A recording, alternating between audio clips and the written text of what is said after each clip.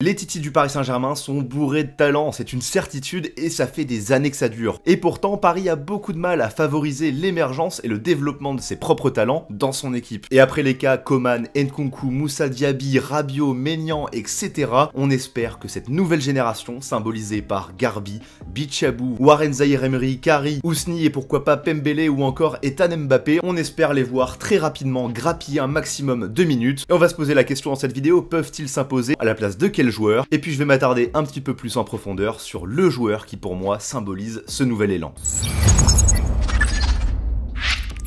Salut à toutes et à tous, c'est Théo de la chaîne Canal Supporter, très content de vous retrouver pour cette année 2023 avec un sujet qui me plaît tout particulièrement. Et juste avant de commencer, je vous invite à vous abonner à la chaîne, c'est un tout petit clic pour vous d'une seconde qui représente énormément pour nous.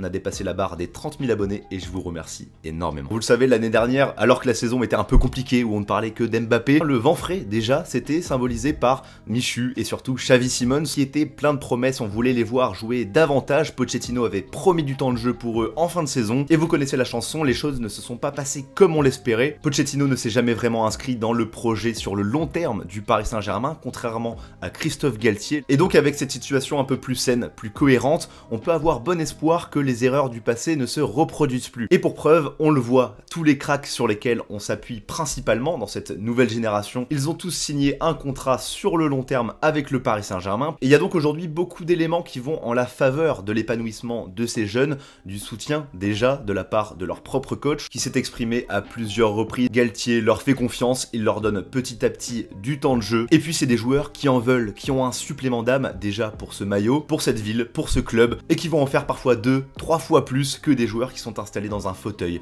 qui ont un contrat sur le long terme. Et là je me tourne vers des joueurs qui sont arrivés encore récemment, qui étaient censés casser cette dynamique. Renato Sanchez c'est un fantôme, on ne le voit pas enchaîner 2 matchs, et quand il joue il ne fait pas un match plein. Pareil pour Carlos Soler, j'ai l'impression de revoir Wijnaldum qui ne sait pas où se placer dans ce collectif. Alors il fait miraculeusement ses stats, mais il n'y a pas vraiment d'influence dans le jeu et je suis sûr qu'il est de bonne volonté. Mais quand je vois son rendement et quand je vois celui de Sarabia, eh ben je suis désolé mais pour le peu de différence qu'on voit, j'ai envie de donner beaucoup plus de force à ces jeunes qui en veulent, qui ont parfois plus de potentiel, qui sortent du lot par rapport à leur âge et qui ont vraiment quelque chose à faire au sein de cette équipe. Alors après on l'a vu encore une fois contre Châteauroux en Coupe de France, ils peuvent aller titiller beaucoup de joueurs, c'est sûr, mais il ne faut pas non plus s'emballer tout de suite. Certains sont prêts physiquement comme Bichabou, mais sont encore un petit peu juste techniquement, on l'a vu encore une fois avec quelques approximations. À l'inverse, t'as Garbi qui peut se faire un petit peu bousculer, mais j'ai vu plus d'envie dans les provocations, dans la passe décisive de Garbi qui a 18 ans, que dans le jeu de Carlos Soler. Donc non, Bichabou, Garbi, etc., ce ne sont pas des joueurs déjà terminés. Ils ont encore beaucoup à apprendre et c'est normal. Et ce qu'on va attendre d'eux dans cette deuxième partie de la saison, c'est qu'ils prêtent main forte aux titulaires en puissance, qu'ils apportent de la fraîcheur pour mettre aussi de la concurrence par rapport au second couteau. Et puis Galtier l'a dit, Paris va vouloir s'appuyer sur ces jeunes aussi car il va être très compliqué de recruter cet hiver s'il n'y a pas de départ significatif. Par contre, je pense qu'on est tous d'accord pour le dire, dans le 11 titulaire, il y a encore quelques problèmes et on ne peut pas tout remettre sur les épaules des jeunes. Bon après, je vous en ai parlé en début de vidéo, il y en a un qui pour moi se démarque clairement des autres, qui peut jouer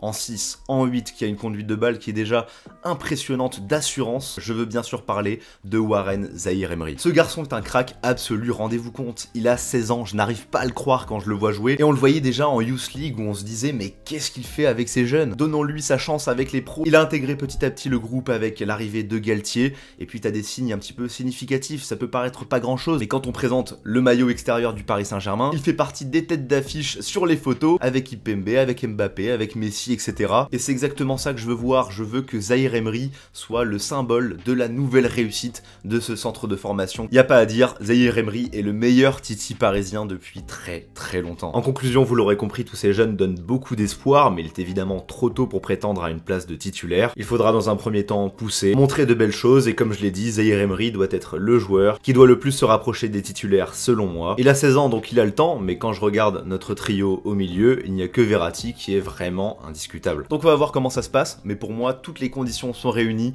T'as un coach qui s'inscrit un petit peu plus sur la durée, qui croit en ce projet du club qui consiste à installer des joueurs issus du centre de formation ou des joueurs issus de la région parisienne. Il y a un vivier exceptionnel, il n'y a qu'à voir en équipe de France le nombre de joueurs qui viennent de région parisienne et qui ont réussi. Ce n'est pas normal que Paris ne dispose pas plus de ce genre d'éléments. Allez, c'est tout pour ma petite analyse sur les jeunes, évidemment on va les suivre de très près. On espère revoir aussi un peu plus en profondeur Ousni et Kari avec les pros. C'était Théo, prenez soin de vous et ciao tout le monde.